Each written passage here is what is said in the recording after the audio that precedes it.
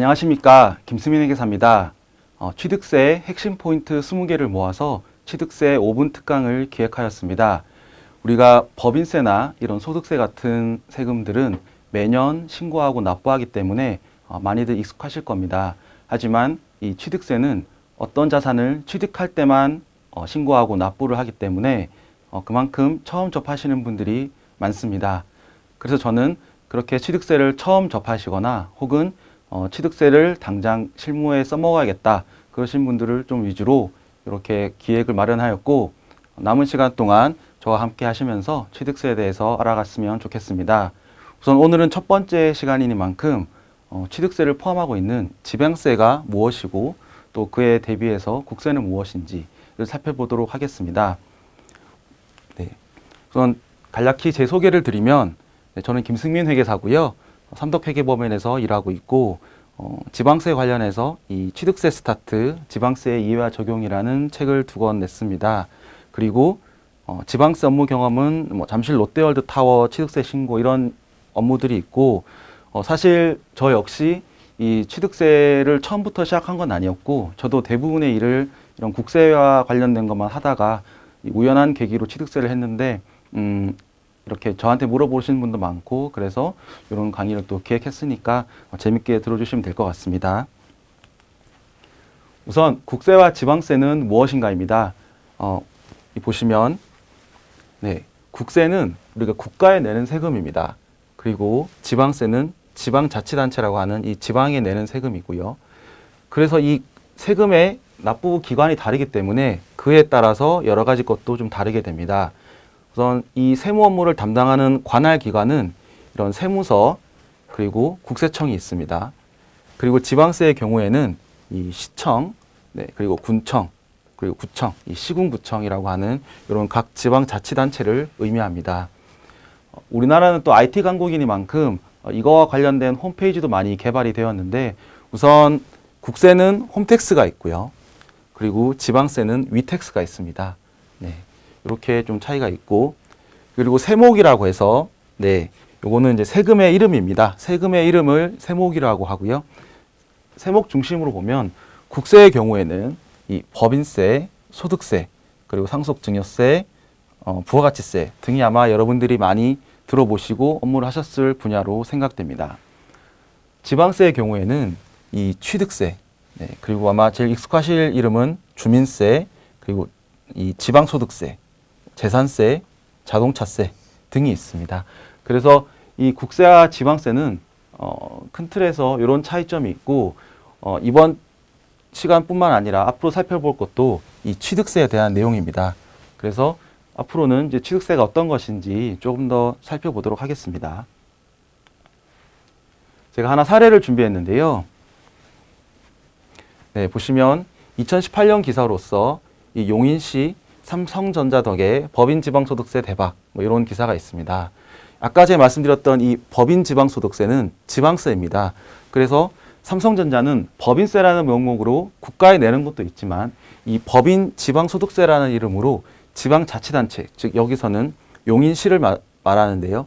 용인시에도 납부하는 게 있습니다. 그래서 이 용인시에 법인 지방세 수입이 많이 늘었고, 그리고 나머지도 이 용인시가 지금 우수한 기업이 여기 위치하고 있기 때문에 여기 위치한 지자체인 용인시에 납부하는 세금이 많다. 이런 이제 기사가 보면 이제 지방세가 이런 거구나 아실 수 있을 것 같습니다.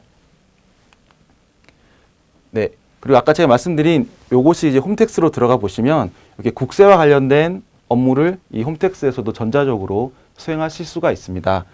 조회 발급, 민원 증명 같이 우리가 납세자가 직접 할 수도 있는 것도 있고, 또 세무 대리인 통해서 어떤 관리하는 것들은 이런 항목에 또 위치되어 있습니다. 그래서 법인세나 소득세, 당장 연말정산 하시는 것들, 그런 것들은 여기 홈페이지에서 이용할 수 있습니다. 그리고 이제 저희가 알아보고자 하는 지방세는 위택스라는 곳에서 살펴보실 수 있습니다. 이 위택스는 홈택스와 유사한 체계를 가지고 있고, 아까 말씀드린 취득세나 재산세 이런 것들을 여기서 확인하고 업무를 진행할 수가 있습니다. 그렇게 이제 국세와 지방세가 어떤 차이가 있는지를 이제 살펴보았는데요. 이제 마지막으로는 그러면 국세와 지방세의 법의 어떤 체계는 어떻게 되어 있는가를 말씀드리겠습니다. 이 국세와 지방세는 크게 말씀드리면 이제 네 가지로 구분이 되어 있습니다. 국세를 먼저 말씀을 드릴게요. 첫 번째는 이제 개별법이라고 해서 여기서 개별법은 이제 법인세법, 소득세법 같은 그런 세목별 법을 말합니다. 그리고 조세특례제한법이라고 해서 조세특례제한법은 각종 법인세나 이런 국세에 대한 세금 혜택에 관한 사항입니다. 그래서 이런 사항들은 이 조세특례제한법 안에 다 있습니다.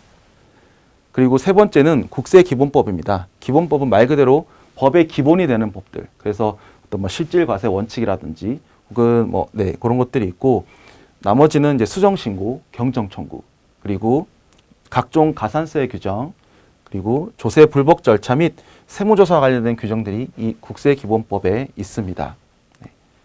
그리고 마지막으로는 국세징수법이 있습니다. 국세징수법은 아무래도 세금을 일단 계산을 하면 걷어야 되는데 그런 징수에 대한 절차들을 언급하고 있고요.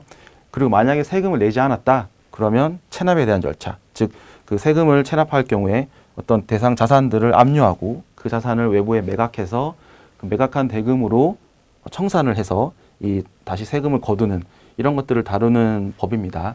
근데 지방세는 예전에는 2010년까지는 그냥 지방세법 안에 이 모든 것들이 다 있었습니다. 그래서 좀 법이 조금 혼란스러웠는데요.